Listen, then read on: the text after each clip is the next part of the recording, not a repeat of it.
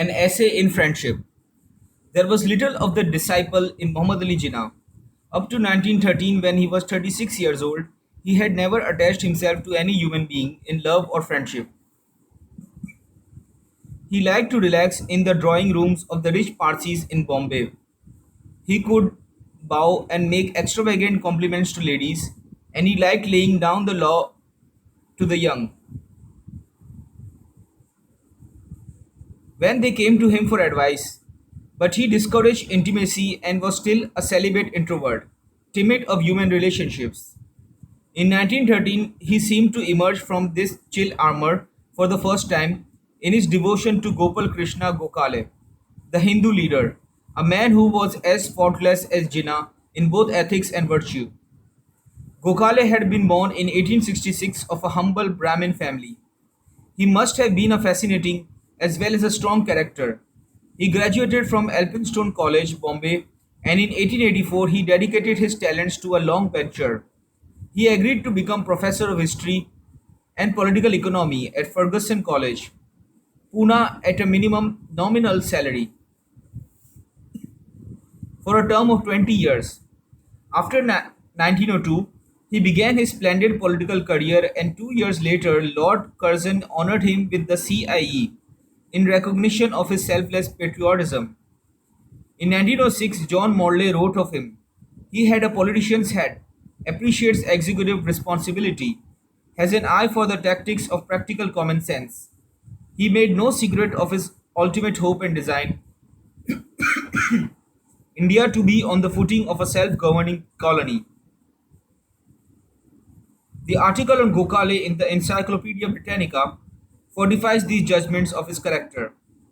Gokhale's intense patriotism, powerful grasp of facts, and great industry raised him head and shoulders above his contemporaries, and his moderation, invariable courtesy, and lofty personal character marked him out as one of the last and greatest of the old school of Congress politicians before the age of non-cooperation. Jinnah the Muslim and Gokhale the Hindu had liked each other from the beginning. There was no conflict between their minds, and they were not held apart by suspicion. Gokhale said of Jinnah, "He has true stuff in him, and that freedom from all sectarian prejudice which will make him the best ambassador of Hindu-Muslim unity." And Jinnah said that it was his one ambition to become the Muslim Gokhale. They both needed a holiday from their ideals and their labors, so in April 1913 they sailed for England. Gokhale was then almost 47 years old. Jinnah was 36. There are neither letters nor diaries to tell what these two men talked about as their ship carried them towards England.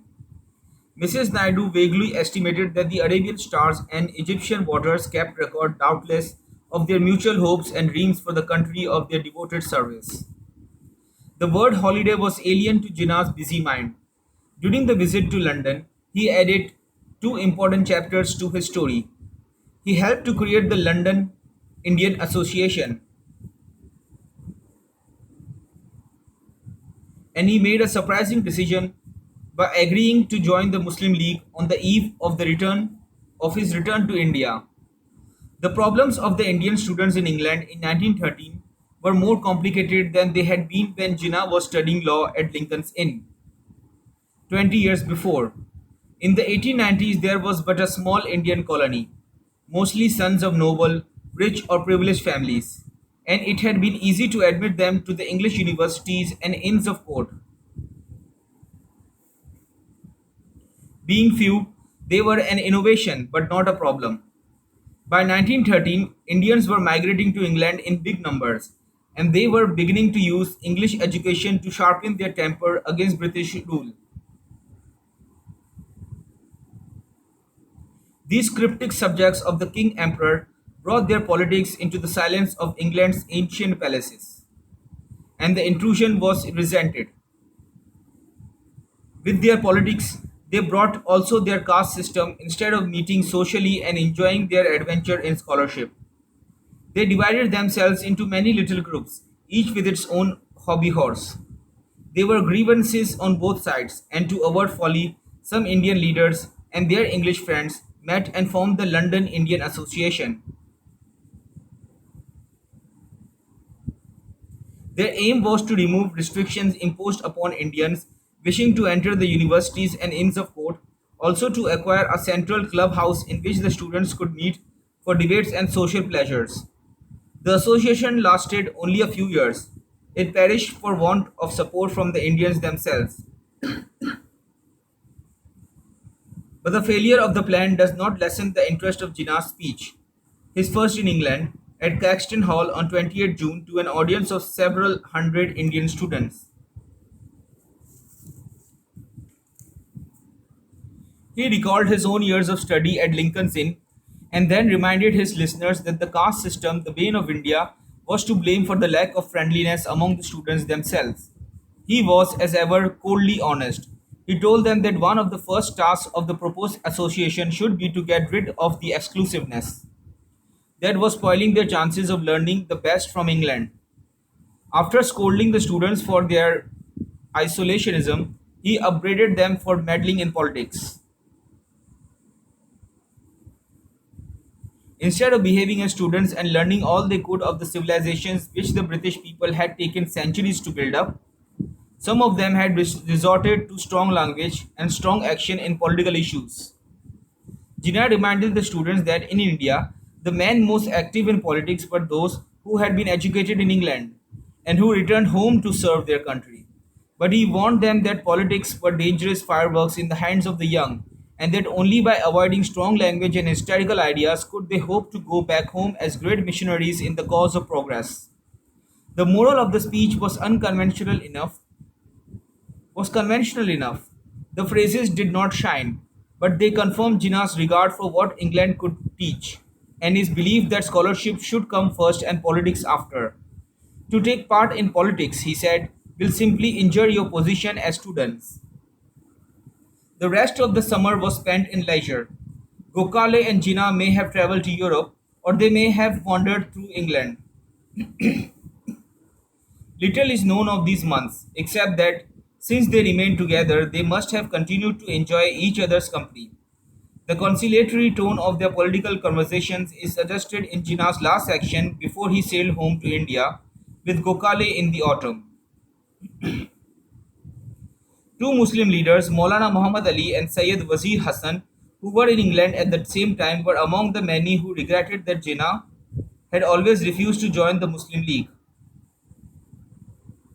They called on him and reminded him of the decision made on 22nd March to bring the policy of the League into line with the progressive and national aims of Congress.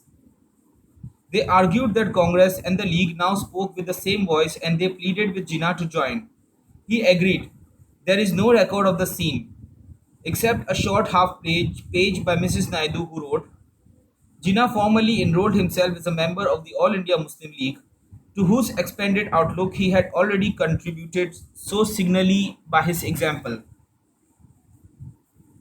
Typical of his exquisite, if somewhat exigent sense of honor, is it to find that even so simple an incident partook of something like a sacrament.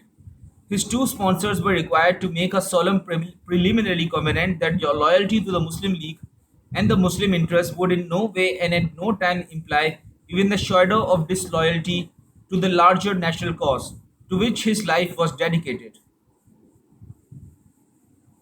The year ended in a unique victory for Muhammad Ali Jinnah. He returned to India with Gokhale, and in December they went to Karachi for a meeting of Congress. Jinnah allowed himself to be sentimental at the beginning of his speech. He said, You do not know what pleasure it gives me to stand on this platform in the city of Karachi where I was born. The members interrupted him with cheers. Then he went on, where I have found by me personal friends with whom I played in my boyhood. I am delighted to see so many of my Sindhi friends who are here. At the age of 37, he was back in his hometown with the glow of success, but also with the rewards of wisdom. His decision in London to join the Muslim League was justified in one of the resolutions of Congress during the session. The members placed on record their warm appreciation of the adoption by the All India Muslim League of the ideal of self-government for India within the British Empire, and of the belief which the League had emphatically declared at its last session, that the political future of the country depends upon the harmonious working and cooperation of the two great communities.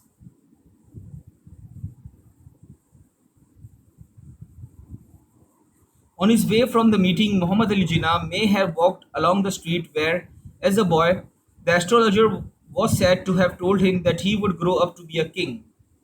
But the astrologer no longer scratched prophetic patterns in the dust with a stick. He was not able to stop Jinnah again and make the alarming prophecy. Your pledges of harmony will be of no avail. 34 years from now, you will come back to Karachi as a king. But to achieve this, your countrymen will divide themselves against each other. In the process, hundreds of thousands of Muslims and Hindus must perish. Neither Gokhale nor Jinnah could envisage any of this. They returned to their hotel in perfect accord of heart and mind. Gokhale had said that Jinnah would become the ambassador of Hindu-Muslim unity, and this day in December 1913 made the phrase seem almost true. Jinnah's position was now trebly secure. He was a member of the Imperial Legislative Council, a member of Congress, and of the Muslim League, to whose expanded outlook he had contributed so signally by his example. Writers of the future may argue, according to their temper, whether good fortune or brilliant political planning had brought Jinnah to this happy state of being trusted by the leaders of both communities. Had he designed a safe political career over the years, or was he really sincere in his belief that the Hindus and Muslims together might still make a united and free India of their own?